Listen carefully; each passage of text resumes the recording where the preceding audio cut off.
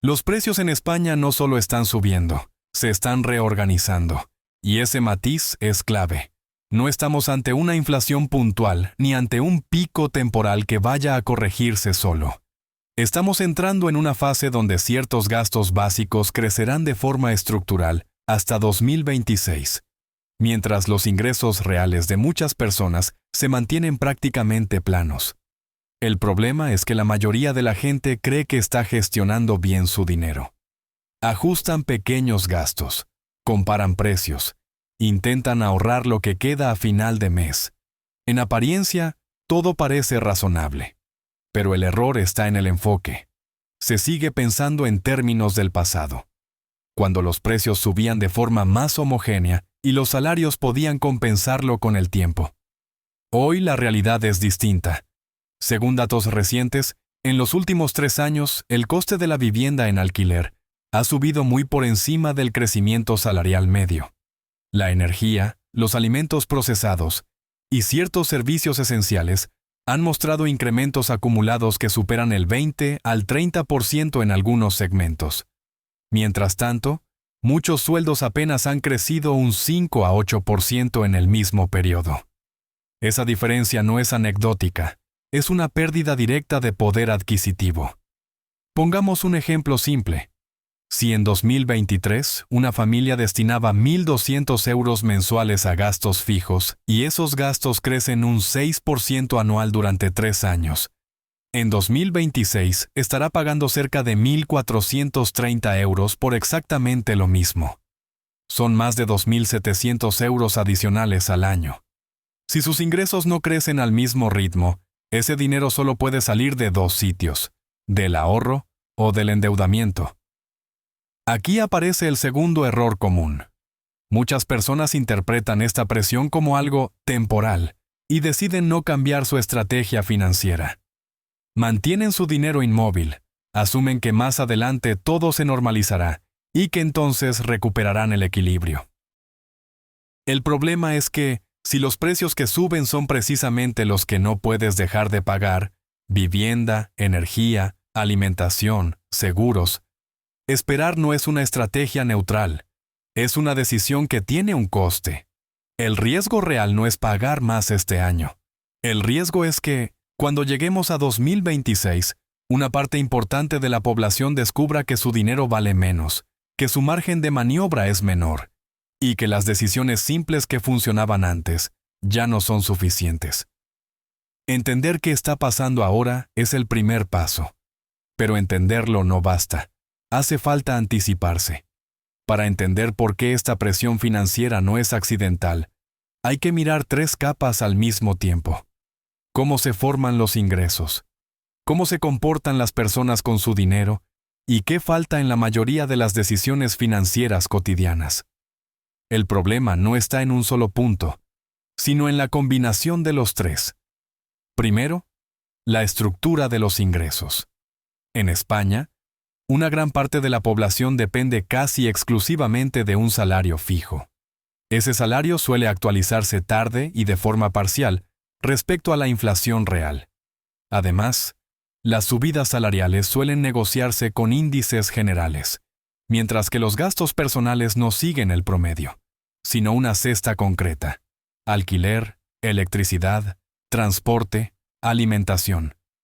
Si esa cesta sube más rápido que el índice oficial, el poder adquisitivo real cae, aunque, en teoría, el salario haya aumentado.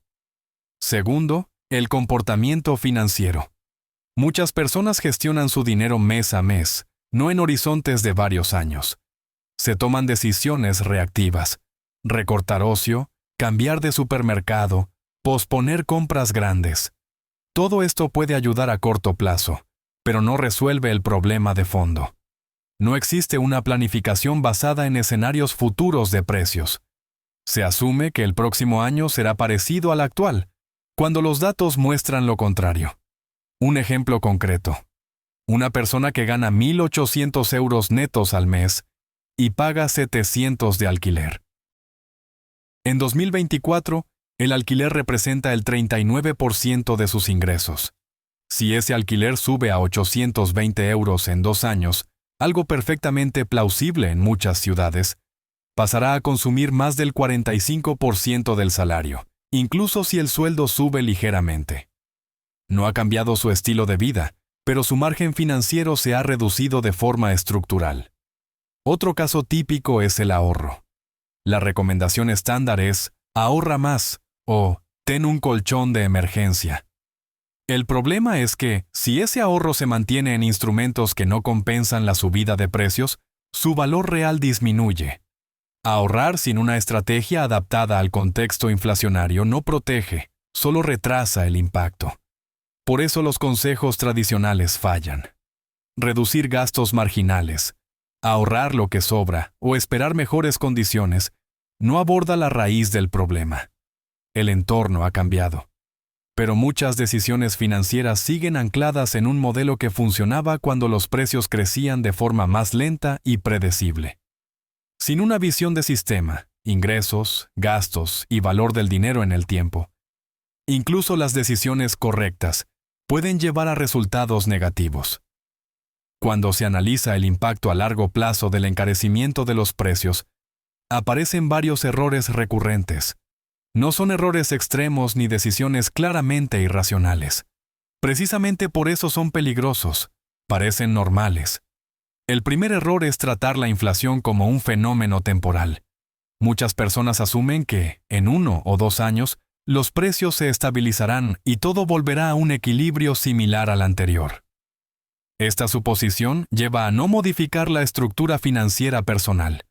El resultado es que, durante varios años, el dinero pierde valor real de forma acumulativa. Una inflación media del 4% anual no parece grave, pero en 10 años implica una pérdida de poder adquisitivo cercana al 33%. En 20 años, el mismo dinero compra casi la mitad de bienes y servicios que antes. El segundo error es mantener el ahorro sin una función clara. Ahorrar por inercia, sin considerar el rendimiento real, equivale a aceptar una pérdida silenciosa.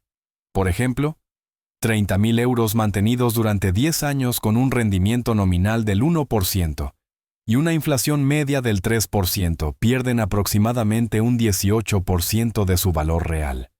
No es un colapso inmediato, pero sí una erosión constante que limita opciones futuras.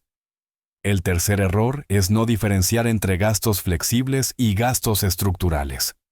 Muchas personas se centran en recortar pequeños consumos, pero no analizan los costes que realmente determinan su estabilidad financiera a largo plazo. Vivienda, energía, impuestos, seguros. Si estos gastos crecen más rápido que los ingresos, cualquier aumento salarial termina absorbido. No es un problema de falta de esfuerzo, sino de falta de reajuste estratégico. Las consecuencias no se notan de inmediato. A 5 años, el efecto suele manifestarse como menor capacidad de ahorro. A 10 años, como una dependencia creciente del crédito para mantener el mismo nivel de vida. A 20 años, como una vulnerabilidad clara ante cualquier imprevisto, pérdida de empleo, problemas de salud o cambios fiscales. Es importante subrayar un punto clave. El problema no es necesariamente cuánto se gana. 2 personas con ingresos similares pueden terminar en situaciones financieras muy distintas. La diferencia no está en el salario, sino en las decisiones acumuladas en el tiempo. Ignorar el impacto estructural de los precios equivale a construir sobre una base que se debilita cada año. Y cuanto más tarde se reconoce, más costoso es corregirlo. La solución no pasa por adivinar qué pasará con la economía, ni por asumir riesgos innecesarios. Pasa por construir un sistema financiero personal que funcione incluso si los precios siguen subiendo. La clave no es maximizar beneficios, sino reducir la vulnerabilidad estructural del dinero en el tiempo. El primer elemento del sistema es separar claramente 3 funciones del dinero: liquidez, estabilidad y crecimiento. La mayoría de las personas mezcla estas funciones sin darse cuenta.